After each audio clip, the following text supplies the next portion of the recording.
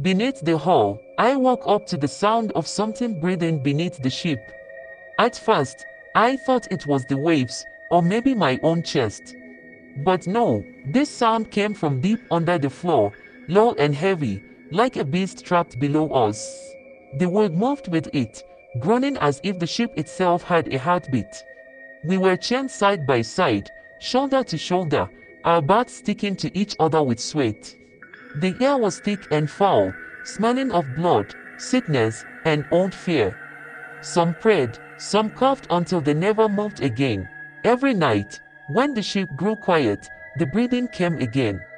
Slow, deep, hungry, the men who guarded us never came down when the sound started.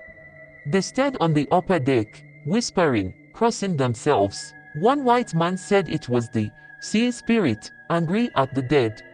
Another said the ship was cursed because they threw bodies overboard without prayer. But I knew what it was. It started the night they threw Kofi's body into the sea.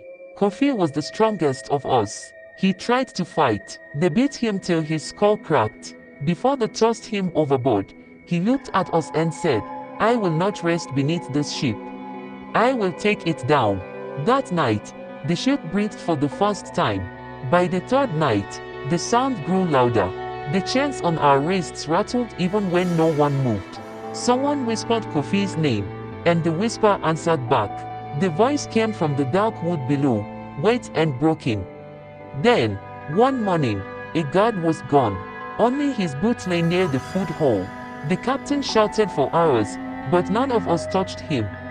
We couldn't. The sea, or something worse, had taken him. The next nights were worse. The wood under us began to bulge, like something pushing up from the deep. Once, a woman screamed that cold hands grabbed her ankle from the cracks.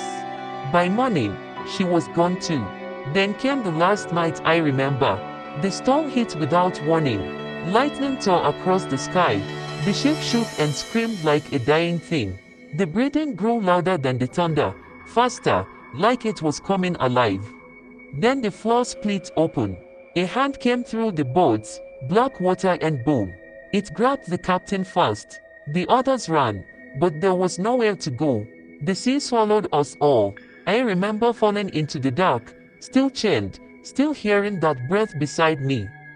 Then, silence. When I opened my eyes, I was lying on sand. My wrists were bleeding where the chains had broken off. Around me, pieces of the ship floated, planks, clothes, dead faces. The sun burned, but I couldn't feel its warmth. My ears still echoed with that sound, the ship breathing somewhere beneath the sea. A group of island people found me. They fed me, cleaned my wounds. But when they brought me water, I cried. Not because I was weak, because the water whispered. At night, I still wake up and hold my breath, listening. Sometimes the waves move like something breathing underneath. Sometimes I hear Kofi's voice, calling from the deep. They say I was lucky to survive. But I know the truth. No one ever leaves the ship that breathes. We just learn to keep living while it waits below.